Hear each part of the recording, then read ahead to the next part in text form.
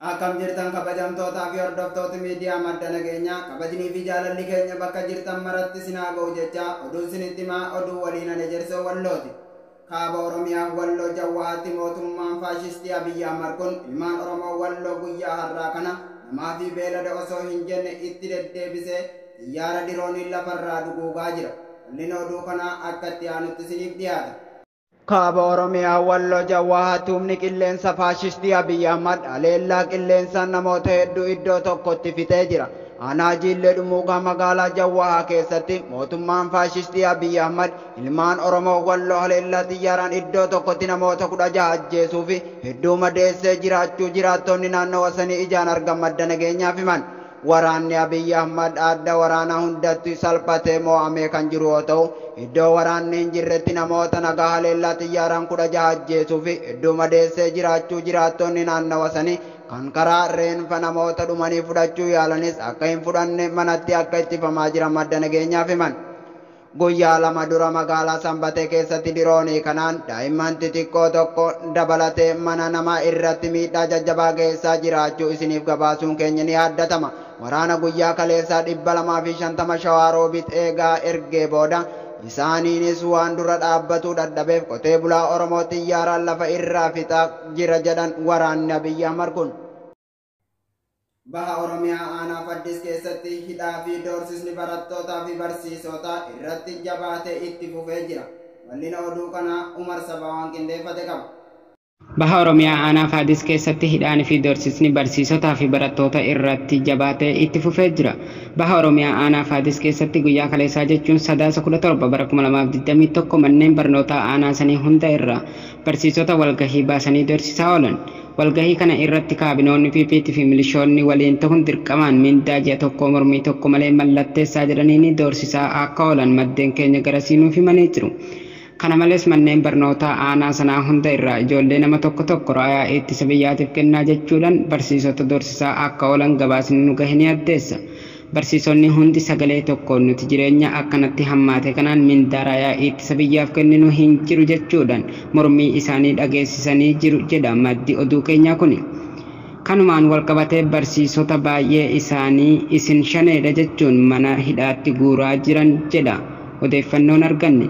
Dabalata oduutiin magaalaa Millee jedhamtu waraana bilisummaa Oromootiin dhuunfatamte. Karaa baaburaa yookaan tireenaa Jabuutii bu'u Millee Irqitii irraa kaasee hanga Cirootti waraana adda bilisummaa Oromootiin dhuunfatamee jiraachuun dhaga'ame. Bakkeewwan waraana adda bilisummaa Oromootiin to'ataman kuni magaalaa Bordoddee Mi'eessoo fi Hora Bakka jedhamanidha.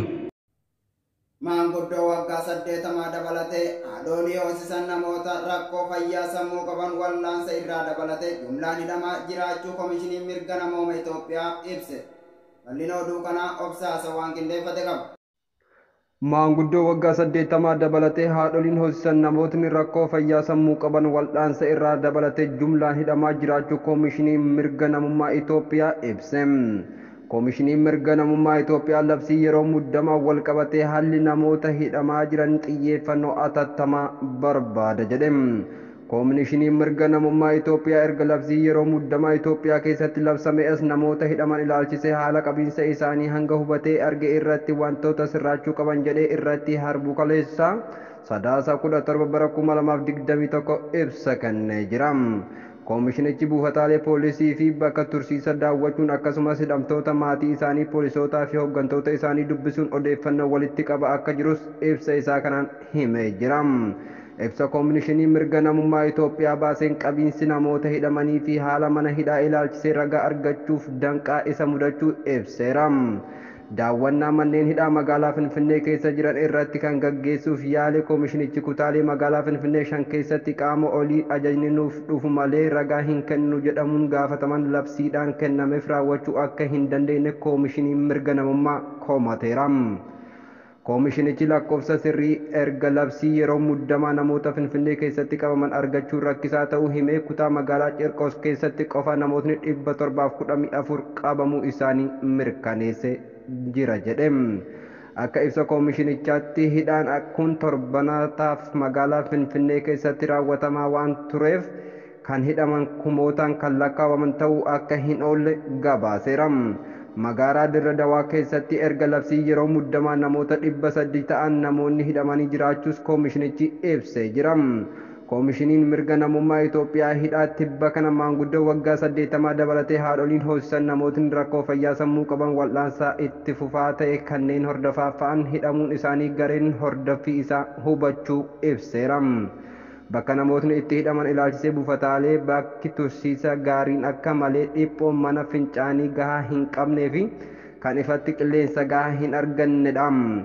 Kan jedhe koomishinichi akka fakkeenyaattis kutaa magaalaa Qirqoositti jaarsolii fi kan rakkoo fayyaa sammuu akka qaban dubbatan dabalatee namootni 241 kutaa bal'inni isaa meetira 20 fi 10 ta'e keessa mana fincaanii tokko qofaa waliin fayyadamuuf dirqamaniiru jedhee jira. Koomishinichi akka jedhetti hidhamtoonni dubbiseen hedduun isaanii sababa itti shakkamaniin hidhaman akka hin beeknee fi poolisiinis maaliif akka isaan qabee akka itti hin himne dubbachuu ibsa isaa keessatti eereera. Kanneen hidhaman hedduun sababni isaan sabummaa isaanii ta'uutti amanu. Kan jedhe koomishiniin mirga namummaa Itoophiyaa shakkii ragaa qabu kanneen irratti hin dhiyaanne jaarsoliin haadholiin hoosisanii fi kanneen rakkoo fayyaa sammuu qaban hatattamaan hiikamuu qabus jedhee jira. Hidhaa kamuu miira labsii yeroo muddamaa kan hubatee fi madaalawaa loogii irrattis bilisa akka ta'u qabus koomishinii mirga namummaa Itoophiyaa gaafateera. Suudaanitti leellistoonni sirna dimokiraasii mormiif daandiitti bahan 10 ajjeefamu gareen haakimtootaa beeksisan. Bal'ina oduu kanaa Sayyidawwee waan qindeeffate qaba. Suudaanitti leelliftoonni sirna dimokiraasii mormiidhaaf daandiitti bahan 10 ajjeefamuu gareen haakimootaa beeksise. Haakimoonni Suudaan keessaa akka jedhanitti dhukaasni namoota walitti fufiinsaan foqqolcha dhiyeenya waraanaan taasifame mormuuf bahan dhaabsisuuf jecha humnoota nageenyaatiin raawwatameen namoonni 10 ajjeefaman. Garee uummataa magaalaa guddoo biyyattii Kaartum keessaa tokko irratti ammoo gaaziin imimaaneessaan dhukaafamee jedheera. Rogeeyyiin uummata Suudaan guutuu akka daandiiwwan irratti bahuun guyyaa silaa siiviliin itti hoggansa mana maree walaaba mootummaatti fudhatu akka yaadataniif waamicha taasisan. Humnooti nageenyaatiin mormii kana dhaabsisuuf tarkaanfiiwwan fudhatamanillee dhiironni dubartoonni fi daa'imman bahuun magaalaa Kaartum keessatti daandiiwwan guutanii ture. Hiriiraawwan hedduu irratti uummanni alaabaa Suudaan mirmirsaa waraana balaaleffataa gaaffiin uummataa kunis deeggarsa idil addunyaa olaanaa argateera. Ministeerri dhimma alaa US Antoonii Blinken waraanni fonqolchaa raawwate yoo booddeetti deebi'ee deeggarsi maallaqaa baay'ee barbaadamu deebifamee kennamuu akka danda'u dubbatan. Dippiloomatii US muummicha ministeera Suudaan Abdallaa Hamdok waliin wal argan. Hunda keenya ajjeesuu hin danda'an mormitoota fonqolcha Suudaan gulaalaan BBC Afrikaa akka ta'e Will Ross akka jedhutti qindoominni nageenya Suudaan keessa jiran irra deddeebiin waan barbaadan raawwachuuf dhimmicha humnaan hiikuuf yaalii godhaa jiru. Haa ta'u malee mormitoonni cimoon ammalleen waan abdii kutataniif fakkaatan. Kanaafuu Suudaan keessatti ammallee muddamni kan adda hin citin jechuun barreessaan Will Ross ibseera. Erga baatii darbe keessa waraanni jeneraal Abdal Fattah al-Burhaaniin hoogganamuun fonqolcha mootummaa gaggeessuun aangawoota gama siiviliitiin turan to'annoo jala oolchee kaasee Suudaan mormii uummataatiin raafamaa jirti. Kana malees gamtaa Afrikaa dabalatee dhaabbilee fi biyyoonni idil addunyaa irraas balaaleffannaa cimaan irratti ka'aa jira. BBCtu gabaase. Egaa kabajamtootaa fi hordoftoota miidiyaa madda nageenyaa oduun har'aaf qabannee dhiyaanne kana gammaa daawwattaniidha qophiilee madda nageenyaaf waliin turtii gaarii.